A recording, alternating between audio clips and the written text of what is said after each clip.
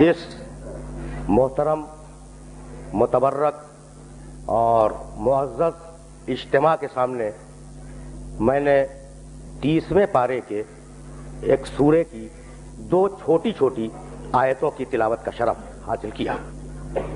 30ویں پارے میں سورہ لیل ہے جس کا نشان ہے 96، اور اس سورہ لیل کی 2 مختصر ترین آیتیں، اِنَّا عَلَيْنَا لَلْہُدَىٰ۔ اللہ فرماتا ہے ہماری ذمہ داری ہے اور ہمارا فرض ہے کہ ہم ہدایت کریں۔ وَإِنَّ لَنَا لَلْآخِرَةَ وَالْأُولَىٰ، اور ہماری ملکیت ہے دنیا بھی اور آخرت بھی۔ ایک مرتبہ ترجمے کو اور سماعت کریں، ایک مرتبہ ترجمے کو اور سماعت کریں۔ اِنَّ عَلَيْنَا لَلْہُدَىٰ، ہمارا فرض ہے، اللہ کہہ رہا ہے ہمارا فرض ہے اور ہماری ذمہ داری ہے کہ ہم ہدایت کریں، ہماری ذمہ داری ہے کہ ہم ہدایت کریں۔ وَإِنَّ لَنَا لَلْآخِرَةَ وَالْأُولَىٰ، اور یہ دنیا میری ملکیت ہے، یہ آخرت میری ملکیت ہے۔ بھائی عجیب بات یہ ہے کہ پوری دنیا میں جو انتشار ہے اس انتشار کا سبب ایک ہے، حق اور فرض کا تصادم۔ بہت دور جاؤں گا لیکن بہت آرام سے سننا، حق اور فرض کا تصادم۔ میرے سامنے یہ جو ہزاروں افراد تشریف فرما ہے، ان میں سے کوئی ایسا نہیں ہے جس کا کوئی نہ کوئی حق اس معاشرے میں نہ ہو، ٹھیک ہے نا؟ حق تو ہے، اچھا، اور اگر حق ہے تو کیا آپ کا کوئی فرض نہیں ہے اس معاشرے میں؟ آپ کا فرض بھی ہے۔ تو کچھ حق ہے جو آپ کو لینا ہے، کچھ فرض ہے جو ادا کرنا ہے نا؟ جھگڑا کس بات کا ہے کہ ہر انسان حق لینے کے لیے تیار، کوئی بھی فرض ادا کرنے کے لیے تیار نہیں ہے۔ بھائی جھگڑا اتنا ہی تو ہے، اتنا ہی جھگڑا ہے کہ ہر انسان اپنا حق لینے کے لیے تیار، ہر قوم اپنا حق مانگنے کے لیے تیار، ہر ملک اپنا حق مانگنے کے لیے تیار، لیکن کوئی اپنا فرض ادا کرنے کے لیے تیار نہیں ہے۔ پروردگار نے کمال کیا، آواز دی، اِنَّا عَلَيْنَا لَلْہُدَىٰ، ہمارا فرض یہ ہے کہ ہم ہدایت کریں اور ہمارا حق یہ ہے کہ دنیا اور آخرت کے مالک رہیں۔ پروردگار نے پہلے اپنے فرض کا اعلان کیا، پھر اپنے حق کا اعلان کیا۔ تو اگر مسلمان ہو تو فرض پہلے ادا کرو، حق بعد میں مانگو، ٹھیک ہے نا؟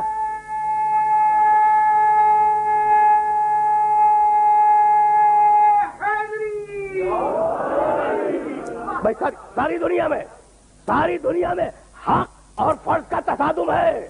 بھائی بہت توجہ رکھیے گا، اِنَّا عَلَيْنَا لَلْہُدَىٰ، ہم نے طے کیا ہے، ہمارا فرض ہے، اللہ کہہ رہا ہے ہمارا فریضہ ہے کہ ہم ہدایت کے فریضے کو انجام دیں، ہم ہدایت کریں، یہ ہمارا فریضہ ہے۔ اچھا، تو اب واسطے کے ساتھ بھی ہدایت ہے اور بلا واسطہ بھی ہدایت ہے، سنتے جانا، بہت دور لے جاؤں گا۔ اچھا، تو بلا واسطہ ہدایت کیا ہے اور واسطے کے ساتھ ہدایت کیا ہے، اسے بھی سمجھتے جاؤ۔ آدمی کا بچہ پیدا ہوا اور جب پیدا ہوا تو اتنا کمزور ہے کہ اگر چونٹی اسے کاٹ لے تو وہ اسے اپنے ہاتھ سے ہٹا نہیں سکتا۔ بھائی ایسا ہے یا نہیں؟ ہے قرآن میں ہے، خلق الانسان ضعیفا، ہم نے انسان کو کمزور پیدا کیا۔ تو عجیب بات ہے، آدمی کا بچہ اتنا کمزور کہ اگر چونٹی کاٹ لے تو ہٹا نہ سکے، اگر بھوک لگے تو اپنی زبان سے مانگ نہ سکے غذا، ٹھیک ہے نا؟ اور مچھلی کا بچہ پیدا ہوتے ہی تیرنے لگا، کسی نے سکھایا اسے تیرنا؟ پرندے کا بچہ انڈے سے نکلا اور اپنی غذا کی تلاش میں چل پڑا، کسی نے اسے سکھایا؟ تو اب آج تک یہ سمجھ میں نہ آیا کہ جانور کے بچے اتنے مضبوط کہ پیدا ہوتے ہی رزق کی تلاش میں چلے گئے، اور آدمی کا بچہ اتنا کمزور کہ اگر چونٹی کاٹے تو اسے ہٹا نہ سکے۔ تو مالک بات کیا ہے؟ بھائی بات یہ ہے، توجہ رہے، اسے کہ بڑے نازک مرحلے پر لے آیا ہوں۔ بات یہ ہے کہ اللہ یہ چاہتا تھا کہ اشرف المخلوق کا بچہ کمزور رہے تاکہ اس کی کمزوری کو دیکھ کر ماں رک جائے اور ماں کے سبب باپ رکے، اور یوں ماں باپ اور بچے سے خاندان بنے، خاندان سے معاشرہ بنے، معاشرے سے ملک بنے، ملک سے انسان ترقی کرے۔ تو کمزور اس لیے بنایا کہ مضبوط معاشرہ بناؤ۔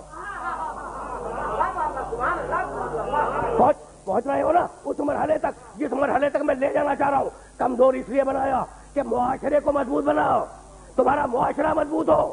بھائی بہت بہت توجہ رہے. تو اب جانور کو براہ راست ہدایت دی, جانور کو براہ راست ہدایت دی, اس کی فطرت میں ڈال دیا کہ وہ پیدا ہو تو تیرے, پرندے کی فطرت میں ڈال دیا کہ وہ انڈے سے نکلے تو اڑ جائے, رزق کی تلاش میں چلا جائے.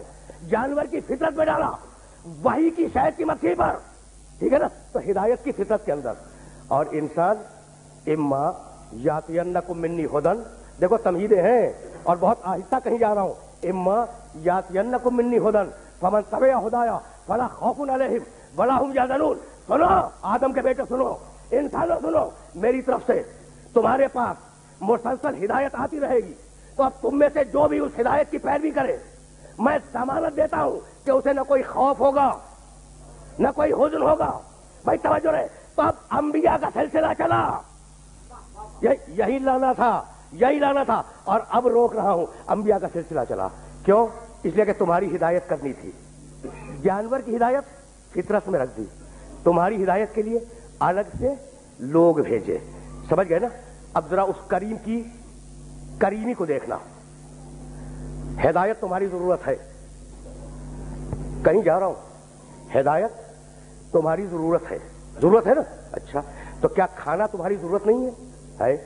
کیا پانی ضرورت نہیں ہے؟ کیا سانس لینے کے لیے ہوا اس کی ضرورت نہیں ہے؟ کیا چلنے کے لیے اور مکان بنانے کے لیے زمین کی ضرورت نہیں ہے؟ تم نے اس کی کریمی دیکھی کہ تمہیں بعد میں پیدا کیا, ہوا پہلے پیدا کی. سننا سننا سننا, اب زیادہ تمہید میں نہیں روکوں گا, لیکن یہ جملے پہنچ جائیں. یعنی سانس لینے کے لیے ہوا کی ضرورت تھی, ٹھیک ہے نا, ہوا پہلے پیدا کی, انسان کو بعد میں پیدا کیا. انسان چلا جائے گا, ہوا رہ جائے گی. پیاس کے لیے پانی پیدا کیا, ٹھیک ہے نا, پانی پہلے پیدا ہوا, پیاس بعد میں پیدا ہوئی. انسان چلا جائے گا, پانی رہ جائے گا. بھائی ٹھیک ہے نا, زمین کی ضرورت تھی غذا کے لیے اور رہنے کے لیے, زمین پہلے پیدا ہوئی, انسان بعد میں پیدا ہوا. انسان چلا جائے گا, زمین رہ جائے گی. تو تمہاری سب سے بڑی ضرورت ہے ہدایت, تمہاری سب سے بڑی ضرورت ہے ہدایت. تو اب شان کریمی کا تقاضا یہ ہے کہ ہدایت ہو, انسان بعد میں آئے, ہدایت رہ جائے, انسان چلا جائے.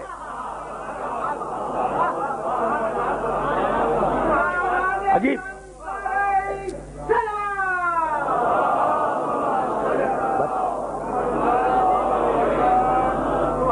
ٹھیک ہے نا بھائی, اسی بات کو میرے ساتویں امام نے کہا, الحجت قبل الخلق و مع الخلق و بعد الخلق. امام وہ ہے جو خلقت سے پہلے ہو, مخلوق کے ساتھ ساتھ چلتا رہے, مخلوق چلی جائے امام باقی رہ جائے.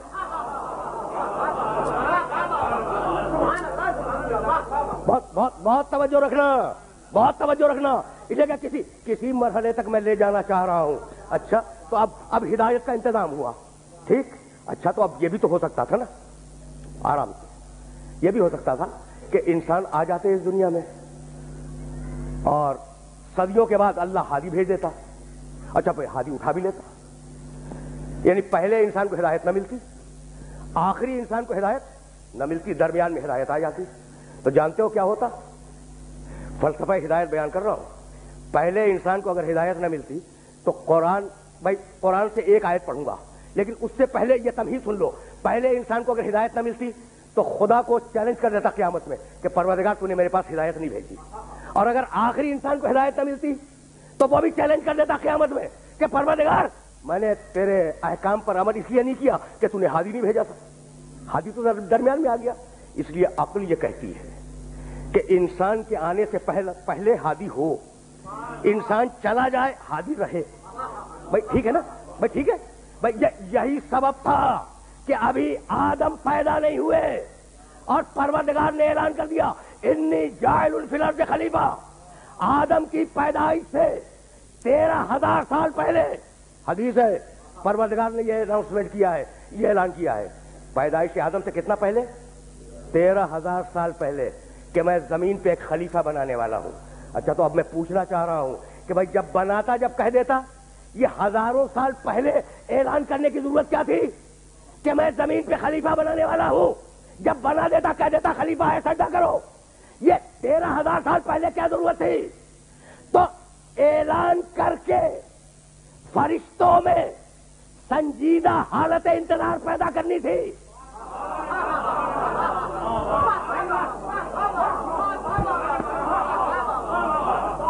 پہنچ گئی بات.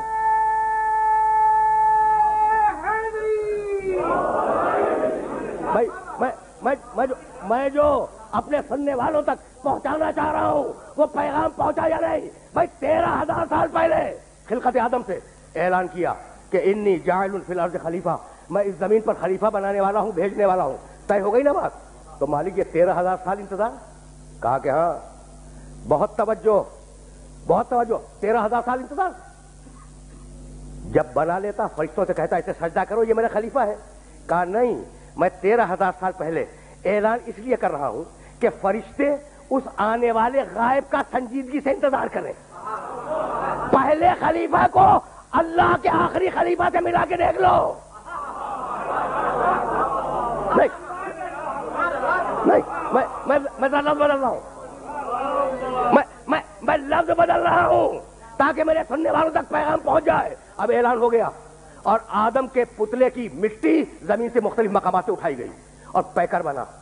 اچھا پیکر جب بن گیا نا تو فرشتے بھی گزرتے ہیں، ابلیس بھی وہیں سے گزرتا ہے. آدم بن رہے ہیں، وہ خلیفہ جو آنے والا ہے نا وہ بن رہا ہے. فرشتوں نے دیکھا، احترام کیا، ایک نے دوسرے سے کہا یہ اللہ کا خلیفہ ہے. ابھی خلیفہ ہوا نہیں ہے، بن رہا ہے. ٹھیک. اور جب ابلیس گزرا مسکرایا، طنز کیا کہ یہ مٹی جو خلیفہ بنے گی. بھائی بہت توجہ رہے. تو خلیفہ بننے سے قبل جو حالت انتظار تھی اس میں 2 رویے سامنے آئے. فرشتے نے سنجیدگی سے احترام کیا کہ فرشتہ آنے والا ہے، ابلیس نے مذاق کیا. بھائی توجہ رہے. تو اب آج بھی یہی 2 رویے ہیں. جو سنجیدگی سے انتظار کرے وہ فرشتوں کا پیرو، جو مذاق اڑائے وہ ابلیس کا پیرو ہے.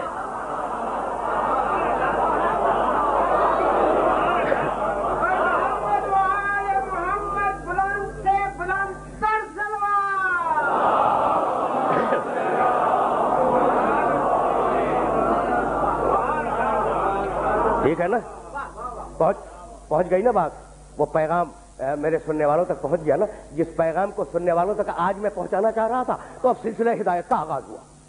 آدم آئے، نوح آئے، ابراہیم آئے، موسیٰ آئے، عیسیٰ آئے. بھائی سنتے جاؤ، اسے کہ دلیل فراہم کرنی ہے اور ابھی تھوڑا سا وقت ہے. آدم خصوصیت لے کے آئے، نوح کے پاس خصوصیت تھی. اچھا نہیں ٹھہر جاؤ. شاہ عبد العزیز محدث دہلوی رحمۃ اللہ علیہ بڑی مشہور شخصیت ہے بر صغیر کی. انہوں نے فارسی میں کتاب لکھی جس کا نام ہے سر الشہادتین. اچھا اردو میں اس کا ترجمہ اویلیبل ہے، آپ کے شہر میں بھی اس کتاب کا ترجمہ موجود ہے. سر الشہادتین، شاہ عبد العزیز محدث دہلوی. وہ یہ لکھتے ہیں کہ 1,00,000 دیکھو ختم نبوت کا فلسفہ، 1,23,999 نبیوں میں جو بھی صفتیں تھیں پروردگار نے آخری نبی میں ان سب صفتوں کو جمع کیا. اب میں تو نہیں کہہ رہا ہوں، یہ میں نے تو نہیں کہا، یہ کس نے کہا؟ شاہ عبد العزیز محدث دہلوی رحمۃ اللہ علیہ نے، کہ 1,23,999 نبیوں میں جو بھی اچھی صفتیں تھیں نا، ظاہر اچھی ہوں گی نبیوں میں، تو جو بھی اچھی صفات حسنہ تھیں وہ سب جمع کی خاتم النبیین میں. ٹھیک. اس کے بعد انہوں نے جو لکھا ہے نا وہ ان کی زندگی کا ریسرچ پیپر ہے، اور وہی تو ہدیہ کروں گا سننے والوں کو. لکھا انہوں نے کہ ساری صفتیں تو دے دیں نبیوں کی، لیکن شہادت کو روک لیا. ٹھیک. بھائی یہاں لانا ہے نا مجھے سننے والوں کو.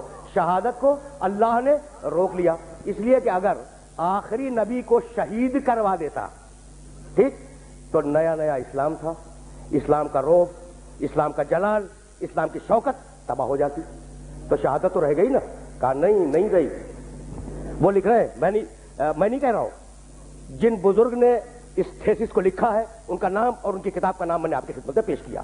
لیکن یہ تھیسس سنتے جاؤ، اس کے بعد میری طرف سے ایک جملہ اور وہ ہدیہ ہوگا. اچھا تو ساری صفتیں پیغمبر میں ہیں، ہمارے نبی میں، شہادت نہیں ہے.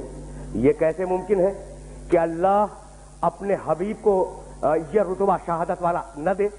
اگر دے اسلام کا روح خراب ہوتا ہے، اگر نہ دے رسول میں کمی رہ جاتی ہے. تو کہنے لگے شہادت کی دو قسمیں ہیں، ایک خاموش شہادت، پوشیدہ شہادت ظاہر کے ذریعے، دوسری علانیہ شہادت تلوار کے ذریعے، ہے نا؟ اچھا بھائی، سری شہادت انہوں نے یہ لفظ لکھا، شہادت سری پوشیدہ شہادت، اور شہادت جہری علانیہ شہادت. تو کہنے لگے کہ پروردگار نے رسول کو نعوذ باللہ ناقص نہیں چھوڑا، ناقص نہیں چھوڑا. کیا کیا؟ یہ دونوں شہادتیں دی. شہادت سری دی حسن کو اور شہادت جہری دی حسین کو. بس یہی میں مجھے لانا تھا، مجھے اپنے سننے والوں کو یہی لانا تھا، خدا کی قسم. اور اگر یہ بات پہنچ گئی تو اب میں کہوں گا، لیکن پھر سن لو. ایک ہے پوشیدہ شہادت، چپکے سے زہر دے دیا، ٹھیک، وہ حسن کو مل گئی، ہے نا؟ اچھا ایک ہے علانیہ شہادت کہ انسان تلوار سے قتل ہو جائے، وہ رسول کے دوسرے نواسے حسین کو مل گئی. تو کیا کہا شاہ عبد العزیز محدث دہلوی رحمۃ اللہ علیہ نے کہ حسن کی شہادت محمد رسول اللہ کی شہادت. یہی تو کہا نا بھائی، یہی تو کہا نا کہ رسول کو ناقص نہیں چھوڑا اللہ نے، رسول کو ناقص نہیں چھوڑا. ساری صفتیں انبیاء کی اللہ نے رسول کو دی، دے دی. یہ شہادت بچی تھی تو وہ بھی اس طریقے سے دی کہ آدھی حسن کو دے دی، آدھی حسین کو دے دی. تو اب اتنا تو تم نے کہا، توجہ ہے، کہ حسن کی شہادت محمد کی شہادت، حسین کی شہادت محمد کی شہادت. تو اب اتنا اور بھی تو کہو کہ حسن کا قاتل محمد کا قاتل.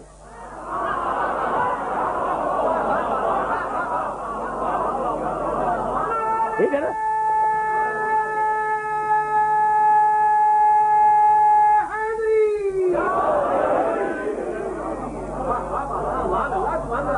بھائی بہت سیدھی بات ہے، بہت سیدھی بات ہے جو اپنے محترم سننے والوں کو ہدیہ کر رہا ہوں. بھائی جب تم مان رہے ہو کہ حسن کا شہید ہونا محمد رسول اللہ کا شہید ہونا ہے اور حسین کا شہید ہونا محمد رسول اللہ کا شہید ہونا ہے، تو پھر یہ بھی تو مانو نا کہ حسن کا قاتل محمد رسول اللہ کا قاتل ہے، حسین کا قاتل محمد رسول اللہ کا قاتل ہے. تو قتل حسن کو قتل محمد سمجھا، قتل حسین کو قتل محمد سمجھا. تو تم تو مان لو کہ یہ محمد ہے، اور ہم اگر کہیں اولانا محمد تو اعتراض ہو جائے. بھائی بہت توجہ رکھنا، اس جگہ کچھ کہنا چاہ رہا ہوں تو اب میں خلاصہ کر رہا ہوں. بھائی سننا، یہ خلاصہ سر الشہادتین میں ترجمے میں دیکھ لینا، اردو ترجمے میں کیا کہا. آدم سے عیسیٰ تک جتنی بھی صفتیں دی تھیں پیغمبروں کو، وہ سب سمیٹ کے محمد میں جمع کر دی. یہی ہے نا؟ حد یہ ہے کہ شہادت جو نہیں ملی وہ بھی محمد رسول اللہ کو حسنین کے ذریعے مل گئی. اب میں سوال کرنا چاہ رہا ہوں پورے عالم اسلام سے کہ اللہ نے نوح کو طویل عمر دی اور عیسیٰ کو غیبت دی، تمہارے محمد میں یہ دونوں صفتیں ہیں یا نہیں؟ اگر نہیں ہے تو ناقص ہے، اور اگر ہیں تو بتاؤ وہ کون ہے جسے دے کے محمد کو امر بنا لیا اللہ نے؟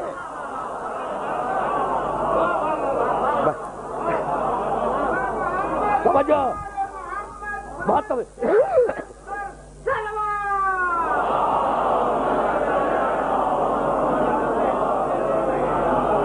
ٹھیک ہے نا؟ تو اب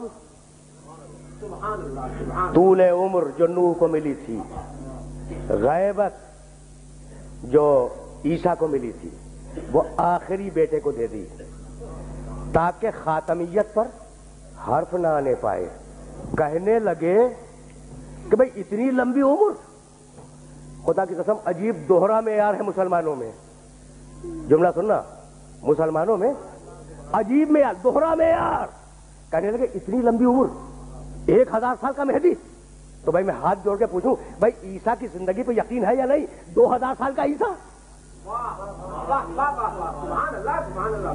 بہت توجہ رکھنا بھائی، 1000 سال کے مہدی پہ اعتراض ہے، 2000 سال کے عیسیٰ پر 25 دسمبر آج ہی تو گزرا ہے نا بھائی. بہت سامنے کی بات. بہت سامنے کی بات اپنے سننے والوں کی خدمت میں کر رہا ہوں بھائی. آج ہی تو یہ تاریخ گزری نا 25 دسمبر کی, تو 2000 سال کے عیسیٰ پہ کسی کو اعتراض نہیں ہے کہ کیسے زندہ ہیں, ہے نا. 1000 سال کے مہدی پر سب کو اعتراض ہے. تو میں نے کب کہا کہ میرا امام ملک الموت سے کشتی لڑ کے زندہ ہے؟ میں نے یہ تو نہیں کہا, میں نے یہ نہیں کہا. اور میرا یہ بھی دعویٰ نہیں ہے کہ وہ زندہ ہے. میرا دعویٰ یہ کہ اس کے اللہ نے اسے زندہ رکھا ہے. اللہ نے, میرے اللہ نے, اس کے اللہ نے اسے زندہ رکھا ہے. اور اب سنو, اور جملے کو قیامت تک کے لیے ذہن میں رکھنا. علی سے حسن عسکری تک چیلنج کر رہا ہوں, علی سے حسن عسکری تک 11 گزر گئے نا. کوئی اپنی طبعی موت سے مرا نہیں مرا نا. اصول کافی میں محمد ابن یعقوب کلینی رحمۃ اللہ علیہ کی بڑی مشہور حدیثی کتاب ہے, اور فرقہ امامیہ میں معتبر ترین کتاب حدیث کی اصول کافی. اس میں ایک چیپٹر ہے کتاب الحجت میں, لا یموتن الا باختیارہم. آل محمد کو موت نہیں آتی, اپنی مرضی سے مرنا چاہے تو مر جاتے ہیں, مرنا چاہتے ہیں تو مر جاتے ہیں. یہی تو سبب ہے کہ علی تلوار سے مارے گئے, حسن زہر سے مارے گئے, حسین تلوار سے مارے گئے, سید سجاد زہر سے مارے گئے. سلسلہ چلا یا تلوار یا زہر. تو اب اللہ کو اسے بچانے کے لیے جو غائب ہے کسی خاص کام کی ضرورت نہیں ہے, فقط تلوار اور زہر سے بچا لینا ہے.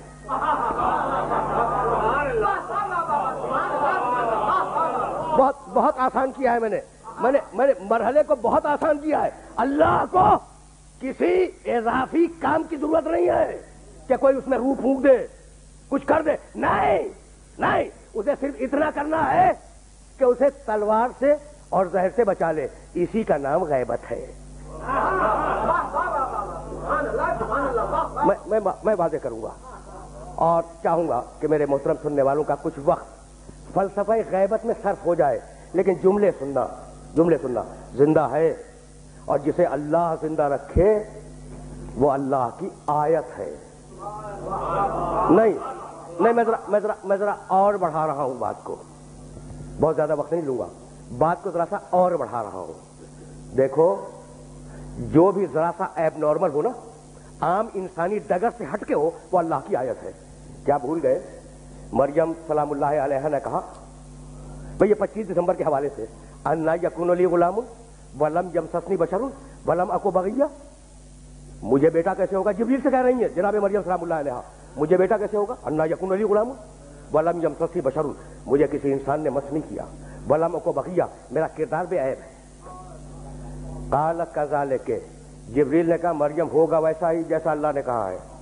قال ربک هو علی ہین, تمہارے رب نے کہا ہے کہ یہ کام میرے لیے بڑا آسان ہے کہ میں ایک کنواری کے بطن مطہر سے بیٹا پیدا کر دوں. هو علی ہین ولنجعلہ آیۃ للناس, ہم بغیر باپ کے اس بیٹے کو اپنی آیت بنانا چاہتے ہیں. ٹھیک ہے نا, عیسیٰ اللہ کی آیت. کون ہے عیسیٰ؟ جبی نے نور محمد پر آئے ہوئے پسینے کا ایک قطرہ.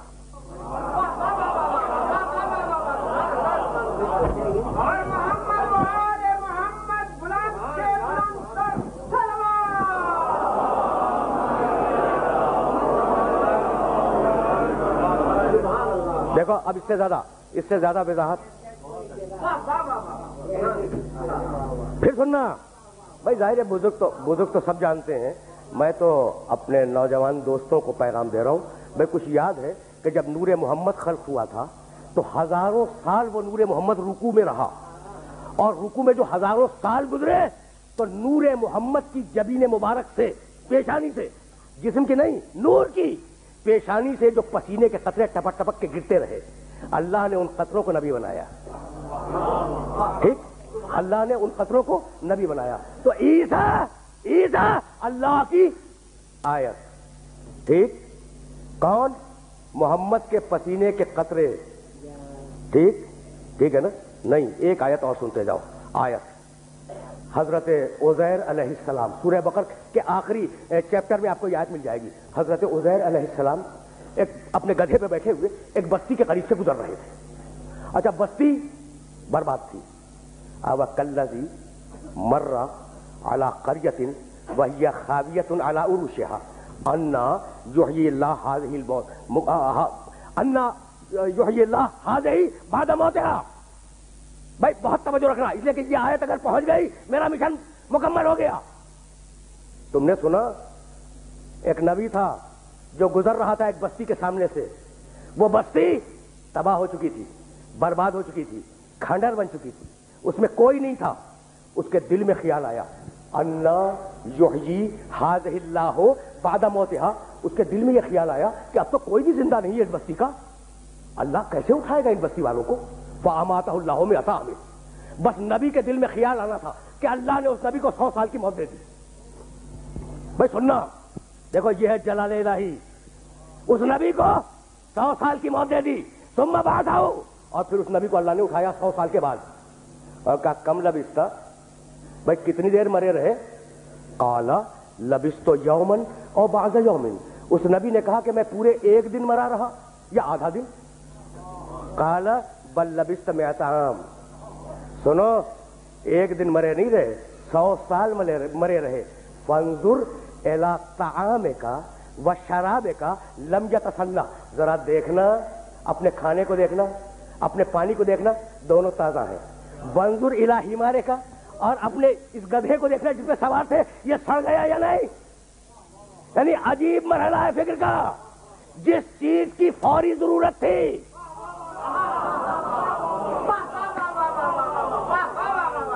بھائی کھانے کی فوری ضرورت تھی، اسے محفوظ رکھا.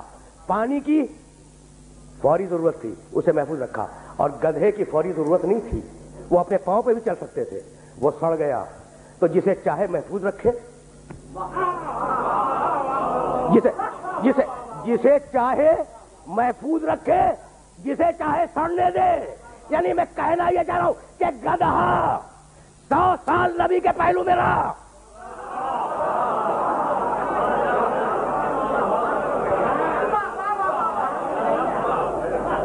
بھائی بہت سیدھی قرآن ہے نا، قرآن ہے. لیکن چونکہ فوری ضرورت نہیں تھی، اس گدھے کی فوری ضرورت نہیں تھی، اسے ضائع ہو جانے دیا اور پانی کو محفوظ رکھا.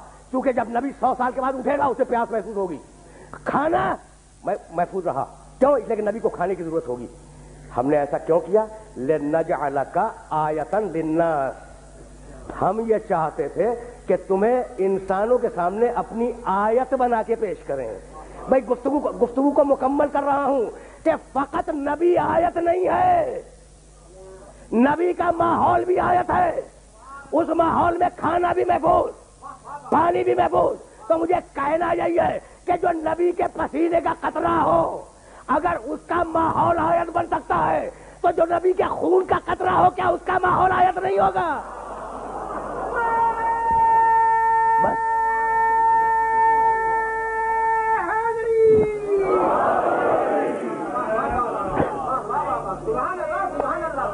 بس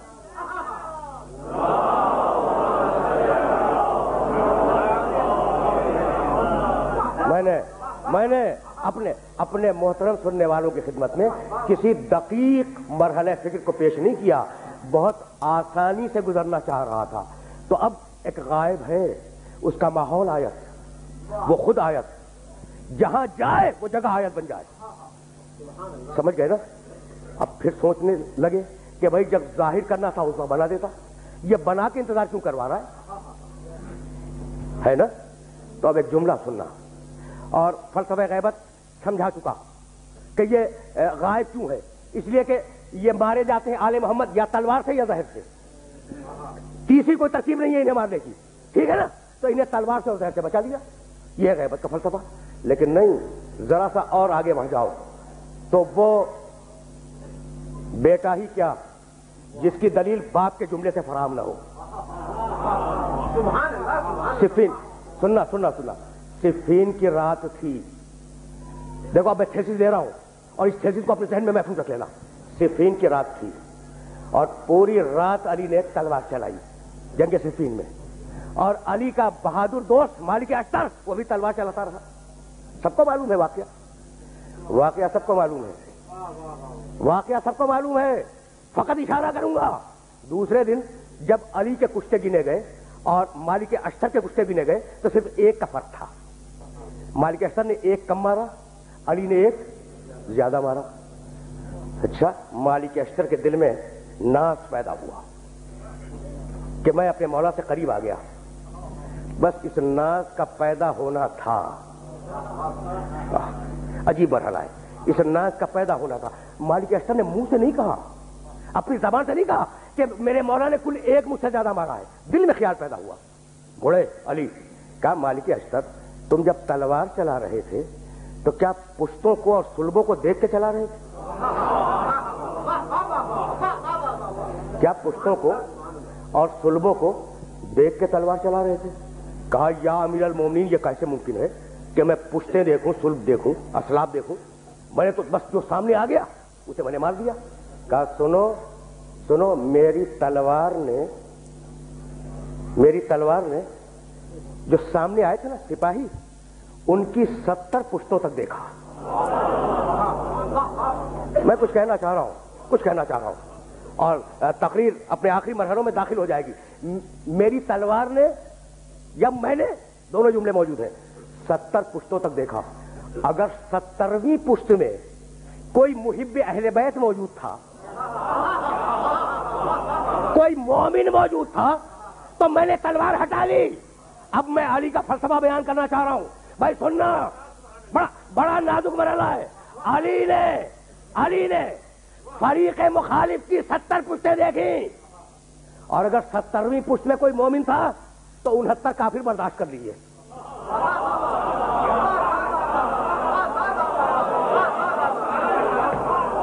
بس میرے دوستو،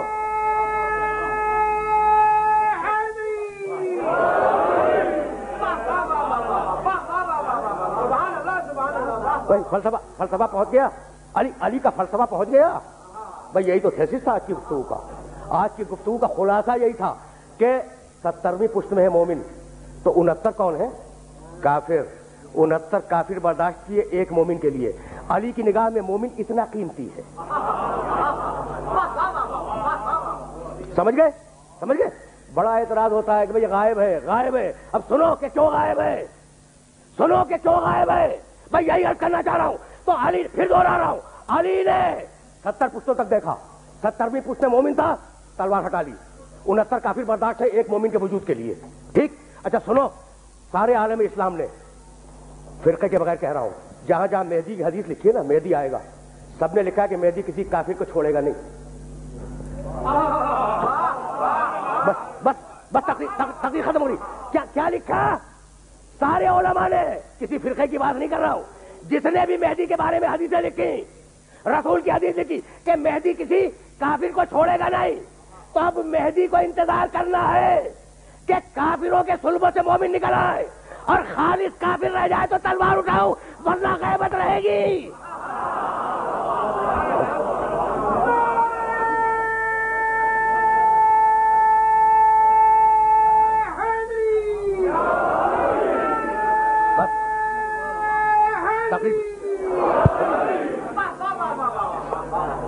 عجیب مرحلہ فکر ہے. تو وہ انتظار کر رہا ہے کہ کافر صلبوں میں جتنے بھی مومن ہیں وہ دنیا میں آ جائیں، پھر میں کافروں پہ تلوار اٹھاؤں. تو جب تک مہدی ظاہر نہ ہو، خروج نہ کرے، ظہور نہ کرے، یقین کرو کہ ابھی مومن اور منافق مشترک ہیں. بہت دقیق مرحلہ فکر میں لے آیا ہوں میں، اور اب اس سے زیادہ اپنے سننے والوں کو زحمت نہیں دوں گا. جب تک ظہور مہدی نہ ہو، سمجھو کہ کافروں کے صلبوں میں مومن ہے. اور جب مہدی کا ظہور ہو جائے، سمجھ لو کہ اب بانج ہو گئی ارحام اور ختم ہو گئے اسلاف کافروں کے، اور اب ان میں کوئی ایمان والا نہیں ہے. تو وہ انتظار کر رہا ہے کہ کافروں کے صلبوں سے مومن آ جائے. بھائی بات تو پہنچ رہی ہے نا. اب یہیں سے اپنے سننے والوں کو 2 دقیقوں کے لیے انگیج کروں گا. اس کا انتظار اور ہے، ہمارا انتظار اور ہے. کسی بہت بڑے مرجع تقلید نے سفر عراق و ایران کے درمیان مجھے بلوایا تھا اور مجھ سے کہا کہ طالب جوہری سنو، میں اب زیادہ زندہ نہیں رہوں گا، پاکستان کے شیعوں کو میرا سلام پہنچانا اور یہ کہنا کہ اب ظہور امام میں بہت زیادہ دیر نہیں ہے، اپنے آپ کو اس قابل بنائے کہ امام کو چہرہ دکھلا سکے۔ یہ جملہ میں نے کیوں کہا؟ انتظار کی دو قسمیں ہیں، وہ انتظار کر رہا ہے کہ کافر صلبوں سے مومن نکل آئے، ہم انتظار کر رہے ہیں کہ ہم اپنے آپ کو اس قابل بنا سکیں۔ ہم انتظار کر رہے ہیں کہ ہم ولی امر مسلمین مرجع شیعان جہاں حضرت آیت اللہ العظمی سید علی حسینی الامام الخامنئی بلند تر سلام۔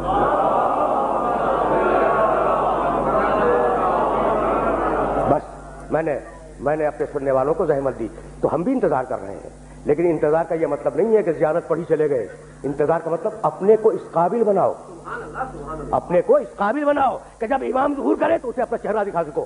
یہی سبب ہے کہ روایات آل محمد میں 27,000 سے زیادہ حدیثیں ہیں کہ ظہور سے پہلے کیا ہوگا، 27,000 سے زیادہ حدیثیں ہیں، اور خدا کی قسم حقانیت مذہب امامیہ کے لیے کافی ہے۔ بس میری تقریر تمام ہو گئی۔ کیا بھول گئے کہ میرا علی کہہ رہا تھا سیاتی علی الناس زمان یرتفع فیہ الفاحشہ ولا تسنع، ایک زمانہ آنے والا ہے، اس امت پہ ایک زمانہ آنے والا ہے کہ فحشاء و منکر عام ہو جائے گا، ولا تسنع، اور نئی نئی بدکاریاں ایجاد ہوں گی۔ کب دیکھ رہا تھا میرا علی تمہارے معاشرے کو، ہے نا؟ وَيُطَفَّفُ بِالْمَكَائِلِ والموازین، تاجر اپنی تجارت میں دیانتدار نہیں ہوگا۔ وَيُسْتَخَفُّ لِحُدُودِ الصَّلَاةِ، اس زمانے میں نماز کے اول وقت کا کوئی احترام نہیں کرے گا، ٹھیک؟ وَيُسْتَحَلُّ الْخَمْرُ بِالنَّبِيذِ وَالرِّشْوَةُ بِالْهَدِيَّةِ وَالْأَمَانَةُ بِالْخِيَانَةِ، لوگ مسکرات پیئیں گے یہ کہہ کر کے جائز ہے، لوگ رشوتیں لیں گے یہ کہہ کر کے ہدیہ ہے، اس میں حرج کیا ہے؟ لوگ خیانت کریں گے یہ کہہ کر کہ ارے یہ تو عین امانت داری ہے۔ وَيُحَجُّ فِيهِ لِغَيْرِ اللَّهِ، اور زمانہ آ رہا ہے کہ لوگ اللہ کے لیے حج پہ نہیں جائیں گے، الاغنیاء للنزہۃ، سرمایہ دار جائے گا تفریح کے لیے، والاوساط للتجارہ، متوسط لوگ جائیں گے تجارت کے لیے، والفقراء للمسنہ، اور غریب جائے گا مانگ کے کھانے کے لیے۔ دیکھ رہے ہو مزاج کوفے کے منبر سے میرے علی نے 1000 سال پہلے کہا، آج ہو رہا ہے یا نہیں؟ اور آواز دی میرے علی نے، اذا ضیعت امت محمد علی مصطفیٰ الصلوات، سنو میرے بیٹے مہدی کا ظہور اس وقت ہوگا جب رسول کی امت نماز کو ضائع کر دے گی۔ واتبعوا الشہوات، لوگ اللہ کے اتباع نہیں کریں گے، اللہ کی پیروی نہیں کریں گے، خواہش نفس کی پیروی کریں گے۔ اور سنو گے شریب القہوات، نئے نئے قہوے کے مشروب یاد ہو جائیں گے اور ان کا رواج ہو جائے گا معاشرے میں۔ اور سنو گے وَاسْتَشْعَرُوا شَتْمَ الْآبَاءِ وَالْأُمَّهَاتِ، اور لوگ بات چیت میں ماں کی اور باپ کی گالیاں دیا کریں گے۔ فَحِينَئِذٍ، علی بول رہا ہے، بس تقریر تمام ہو گئی۔ فَحِينَئِذٍ عُوسِرَتِ السَّمَاوَاتِ، یہ وہ زمانہ ہوگا جب آسمانوں کی طرف لوگوں کی توجہ ہوگی اور لوگ آسمانوں میں جانے لگیں گے۔ فَيَكُونُ الْمَطَرُ غَيْظًا وَالْوَلَدُ غَيْظًا، اس زمانے میں بارشیں رک جائیں گی اور اولاد بدتمیز ہو جائے گی۔ فَإِذَا كَانَ ذَلِكَ الزَّمَانُ، جب ایسا زمانہ آ جائے، فَيَكُونُ السَّنَةُ كَالشَّهْرِ وَالشَّهْرُ كَالْأُسْبُوعِ وَالْأُسْبُوعُ كَالْيَوْمِ۔ دیکھو علی کے علاوہ خدا کی قسم کوئی نہیں کہہ سکتا تھا جب ایسا زمانہ آ جائے کہ لوگ آسمانوں کی طرف جانے لگے، جب ایسا زمانہ آ جائے کہ لوگ آسمانوں کی طرف جانے لگے تو اس زمانے میں ایک سال 1 مہینے کے برابر چھوٹا ہو جائے گا، اور مہینہ ہفتے کے برابر ہو جائے گا، اور ہفتہ دن کے برابر ہو جائے گا، اور دن گھنٹے کے برابر ہو جائے گا۔ کیا کثرت اشغال نے تمہارے وقتوں پر وہ پابندیاں نہیں لگا دی؟ کیا احساس نہیں ہے کہ سال کتنی جلدی آیا اور کتنی جلدی گزر گیا؟ بھائی بہت توجہ رکھنا، اس لیے کہ علی کا پیغام ہے اور اپنے سننے والوں تک پہنچانا چاہ رہا ہوں۔ اس کے بعد فرمانے لگے فَإِذَا كَانَ ذَلِكَ الزَّمَانُ تُعْظَمُ الْأَهِلَّةُ، جب وہ زمانہ آ جائے تو رویت ہلال میں بڑے اختلاف ہوں گے، کوئی کہے گا پہلی کا چاند ہے، کوئی کہے گا دوسری کا چاند ہے۔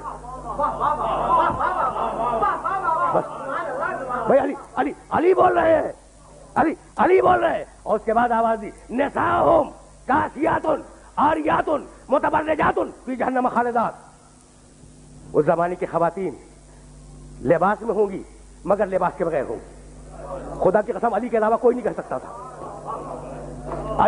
علی کے علاوہ کوئی نہیں کہہ سکتا تھا۔ اور سنو یاتون علی المیاعر، اور اس زمانے کے مرد جب مسجدوں پہ آیا کریں گے تو تیز گھومتے ہوئے پہیے کی سواری پہ سوار ہو کے آیا کریں گے۔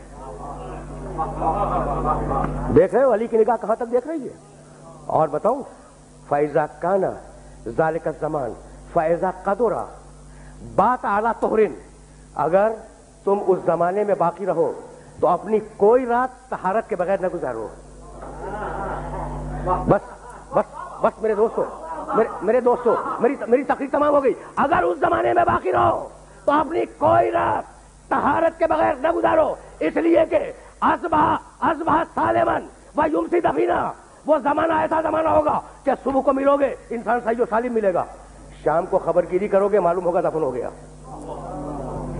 اور شام کو اس سے ملو گے صحیح و سالم ملو گے، جب صبح کو پوچھو گے معلوم ہوگا کہ وہ دفن ہو گیا۔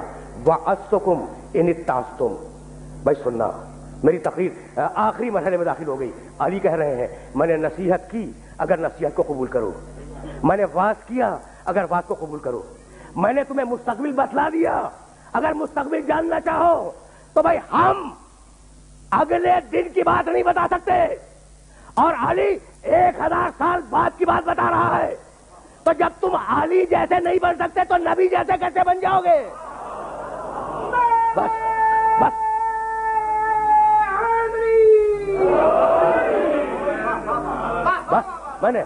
میں نے اپنے سننے والوں کو زحمت دی اور گفتگو تمام کر رہا ہوں۔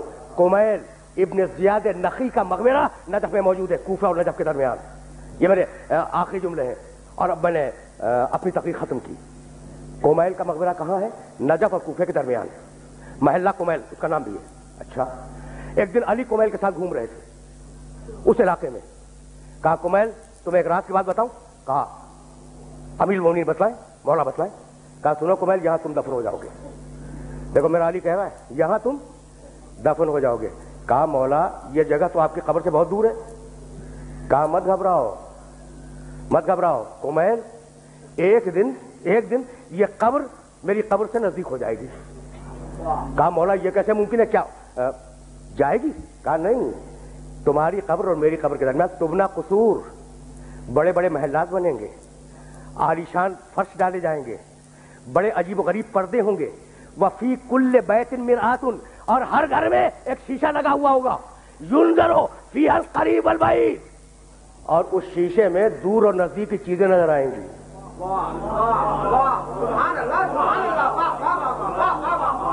بھیا یہی پیغام تھا، اور گفتگو کو اس مرحلے پہ تمام کر رہا ہوں کہ یہ جو علامات دی ہے نا آل محمد نے، یہ جو علامات دی ہیں، ان علامات کا مقصد یہی ہے کہ انہیں حاصل کرتے رہو، انہیں پڑھتے رہو، ان کو ہر آن نگاہ میں رکھو اور دیکھو کہ تم کتنے اچھے ہو، کتنے اچھے بن سکتے ہو۔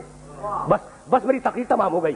تو اب ساری ملت اسلامیہ سے ایک جملہ کہوں گا اور سننے والوں سے اجازت لے لوں گا کہ بھائی میں بھی انتظار کر رہا ہوں، ٹھیک ہے، اور وہ لوگ بھی انتظار کر رہے ہیں جو یہ نہیں مانتے کہ وہ پیدا ہو چکا۔ آخری جملہ ہے تقریر کا، آخری جملہ، انتظار ہم بھی کر رہے ہیں، کس کا؟ جو پیدا ہو چکا۔ انتظار دوسرے مسلمان بھی کر رہے ہیں، کس کا؟ جو پیدا ہوگا۔ بھائی تو انتظار کیوں کر رہے ہو؟ انتظار کیوں کر رہے ہیں؟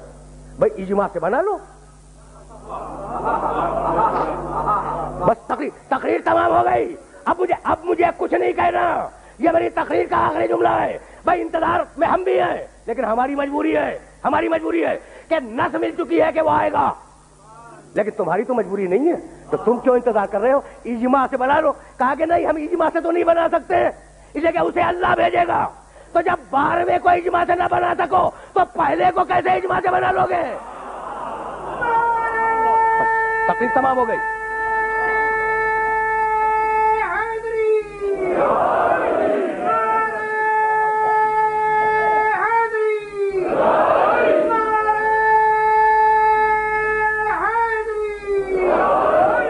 وآخر دعوانا ان الحمد للہ رب العالمین ربنا تقبل منا انکا انت السمیع العلیم. پروردگارا اس عبادت کو قبول فرما. پروردگارا ہمیں کامل ایمان فرما. پروردگارا ہمیں منتظرین امام زمانہ میں شمار فرما.